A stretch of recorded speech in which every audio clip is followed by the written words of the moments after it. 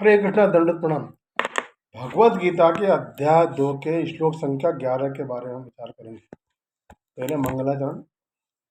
ओम अज्ञानतिमिरान्धस्य ज्ञानांजन शलाकया चक्षुरुन्मिलितं तस्मै श्री गुरुवे नमः। नमो विष्णुपादाय कृष्ण प्रेष्ठाय भूतले श्रीमते भक्ति वेदांत स्वामिनिति नामिने। नमस्ते सारस्वते देवे गौरवाणी प्रचारिणे निर्विशेष शून्यवादी पाश्चात्य देश तारणे। जय श्री कृष्ण चैतन्य प्रभु नित्यानंद श्री अद्वैत गदाधर श्रीवासादि गौर भक्त वृंद। हरे कृष्ण कृष्ण कृष्ण हरे हरे, हरे राम राम राम हरे हरे। श्लोक संख्या में भगवान बोलते हैं, श्लोक संख्या 11। अशोचानन्म शोचस्त्वं प्रज्ञावादाश्च भाससे गतासो न गतासोश्च नानि शोचुति पंडिता। भगवान ने कहा, तुम अर्जुन से कहा, तुम पांडित्य पूर्ण वचन कहते हुए जिनके लिए शोक कर रहे हो वो शोक करने के योग्य नहीं है। जो विद्वान होते हैं वे न तो जीवित के लिए और न ही मृत के लिए शोक करते हैं। तात्पर्य शिला प्रभुपाद बताते हैं कि भगवान ने तत्काल गुरु का पद संभाला और अपने शिष्य को अप्रत्यक्ष मूर्ख तक कहकर डांटा उन्होंने, अर्जुन को। उन्होंने कहा, तुम विद्वान की तरह बातें करते हो किंतु तुम यह नहीं जानते कि जो विद्वान होता है अर्थात जो यह जानता है कि शरीर और आत्मा क्या है, वह किसी भी अवस्था में, चाहे वह शरीर जीवित हो या मृत, शोक नहीं करता। अगले अध्याय में स्पष्ट हो जाएगा कि ज्ञान का अर्थ पदार्थ तथा आत्मा एवं इन दोनों के नियामक को जानना है। जो आत्मा का कंट्रोल है उसको जानना, यही ज्ञान है। अर्जुन का तर्क था कि राजनीति या समाज नीति की अपेक्षा धर्म को अधिक महत्व मिलना चाहिए, किंतु उसे मालूम नहीं था कि पदार्थ, आत्मा तथा परमेश्वर का ज्ञान धार्मिक सूत्रों से भी अधिक महत्वपूर्ण है। और चूंकि उसमें इस ज्ञान का अभाव था अतः उसे विद्वान नहीं बनना चाहिए था। और चूंकि वह अत्यधिक विद्वान नहीं था इसलिए यह शोक से के सर्वथा अयोग्य वस्तु के लिए शोक कर रहा था। यह शरीर अनंत जन्मता है और आज या कल इसका विनाश निश्चित है, अवश्यम भावी है। और शरीर उतना महत्वपूर्ण नहीं है जितनी कि आत्मा। जो इस तत्व को जानता है वही असली विद्वान है और उसके लिए शोक का कोई कारण नहीं हो सकता ना। तो इसमें, इस श्लोक में भगवान अर्जुन से कह रहे हैं कि वे उनके लिए शोक करते हैं जिनके लिए शोक नहीं करना चाहिए। क्योंकि श्लोक संख्या 7 में अर्जुन ने कहा था कि शिष्य हम, अर्थात मैं आपका शिष्य हूं। इसलिए अब श्री कृष्ण अर्जुन को उपदेश दे रहे हैं, गुरु का प्रथम कर्तव्य अपने शिष्य की कमियां निकालना। इसलिए कृष्ण सर्वप्रथम अर्जुन की कमियां बतला रहे हैं। यह कमी क्या है? अर्जुन की कमी यह है कि वह उनके लिए शोक कर रहा जो शोक करने के योग्य नहीं है।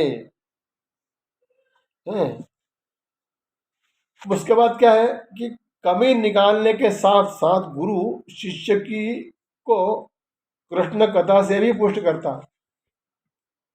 जिस प्रकार कुम्हार मिट्टी के कच्चे घड़े को ऊपर से चोट मार मार कर उसके अंदर कंकड़ पत्थर को निकालता है, परंतु घड़े के अंदर अपने हाथ का सहारा भी देता है ताकि मिट्टी का घड़ा टूटे नहीं। उसी प्रकार योग्य तथा अनुभवी गुरु अपने कठोर वचन रूपी चोटों से शिष्य के दोषों को निकालता है तथा श्री कृष्ण कथा रूपी अमृत का सहारा भी देते रहते हैं ताकि शिष्य निराश न हो। यदि कुम्हार कच्चे घड़े में ऊपर से तो चोट मार मार कर उसे कंकड़ों को निकालने का प्रयास करे, परंतु अंदर से हाथ का सहारा नहीं देगा तो घड़ा टूट जाएगा। उसी प्रकार यदि गुरु अपने कठोर वचनों से शिष्य को दोष तो निकालेगा, परंतु उसे कृष्ण कथा रूपी अमृत का सहारा नहीं देगा तो शिष्य निराश हो जाएगा। जो कथातीत गुरु श्री कृष्ण के भक्त नहीं होते तथा अपने शिष्य को केवल शुष्क ज्ञान देते हैं, उनके शिष्य कभी कभी निराश हो जाते हैं और अपने गुरु को ही विष खिला देते हैं।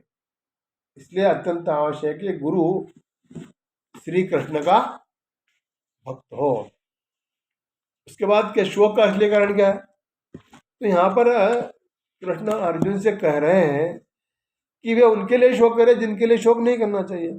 अब प्रश्न उठता है कि भगवान कह रहे हैं कि व्यक्ति को अपने पिता पुत्र आदि की मृत्यु का शोक नहीं करना चाहिए, तो फिर किसका शोक करना चाहिए?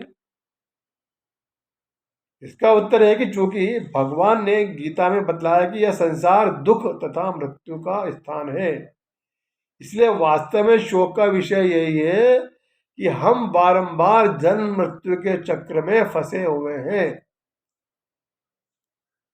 भागवत के तीसरे स्कंद के 31वें अध्याय में कपिल भगवान माता देवहूति से जीवन की गर्भ में कष्टपूर्ण स्थिति का वर्णन करते हुए कहते हैं कि वह शिशु माता के उदर में हृदय स्थान में सभी प्रकार के कीटाणुओं का जन्म स्थान है, वहां रहता है। उदर में पेट में भूखे कीड़ों द्वारा शरीर भर में बार बार काटे जाने पर शिशु को अत्यधिक पीड़ा होती है। इस भयानक स्थिति में वो क्षण क्षण में अचेत होता रहता है। माता के खाए हुए कड़वे नमकीन खट्टे भोजन के कारण शिशु के शरीर में, पेट में शिशु रहता है, उसको निरंतर पीड़ाएं होती रहती है, जो असह्य होती है। वो पीड़ा माता को भी होती है।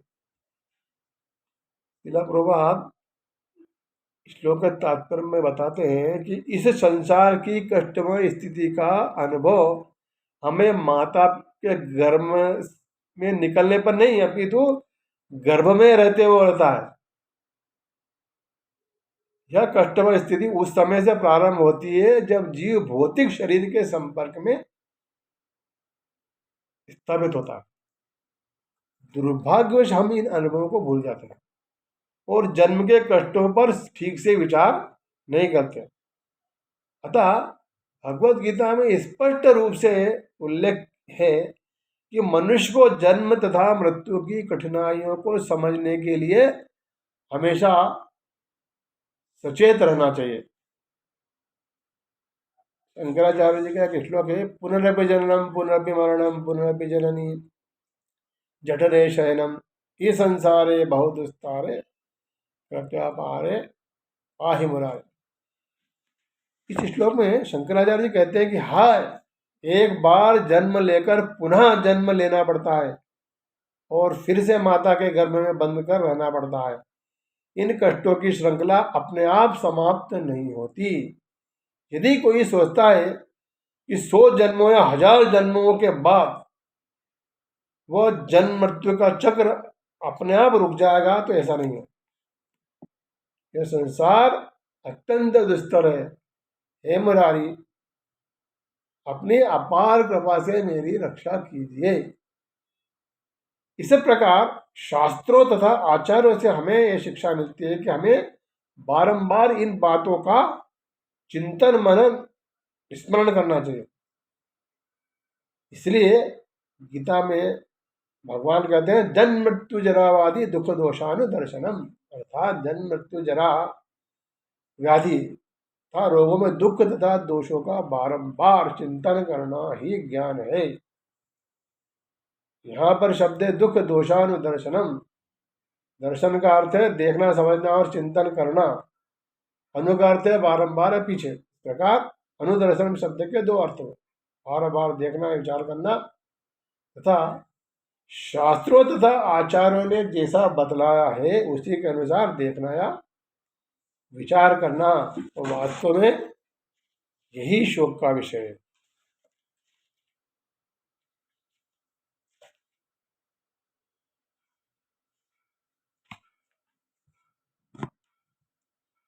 इसके बाद भगवान कहते हैं गत गतासून गतासूष अर्थात पंडित जन न तो जीवित के लिए और न ही मृत के लिए शोक करते हैं। गतासन का अर्थ है मरने के बाद, तथा अगतासन का अर्थ है मरने के पूर्व। तो यहाँ पर भगवान कह रहे हैं कि न तो मृत्यु के पूर्व और न ही मृत्यु के बाद विद्वान शोक करते हैं। जिस प्रकार अर्जुन एकत्र योद्धाओं की मृत्यु के पूर्व शोक कर रहे हैं, उसी प्रकार युधिष्ठिर महाराज युद्ध में योद्धाओं की मृत्यु के बाद शोक करने लग गए। हाँ, मैं सबसे बड़ा पापी मनुष्य हूँ, मैंने अनेक अक्षोहिणी सेना का वध करवा दिया है, मैंने अनेक बालकों, मित्रों, चाचा, मामा, भाइयों का वध करवाया है। इन पापों के कारण नरक में भी मुझे छुटकारा नहीं मिलेगा। परंतु यहीं पर भगवान कहते हैं कि नानि शोचित पंडिता, अर्थात पंडित जन शोक नहीं करते हैं। यहाँ पर दो प्रकार का शोक किया जा रहा है, अपने स्वजन की मृत्यु का शोक और पाप से बंधने का शोक। तो भगवान का कहना है कि जो शुद्ध भक्त होते हैं वे अपने स्वजनों की मृत्यु का थोड़ा शोक अवश्य करते हैं, परंतु पाप में बंधने की तो कोई बात ही नहीं है, क्योंकि उनके संपूर्ण कर्म श्री कृष्ण को समर्पित होते हैं। इसलिए उन्हें पाप में बंधने का शोक तो बिल्कुल ही नहीं करना चाहिए। हरे कृष्ण।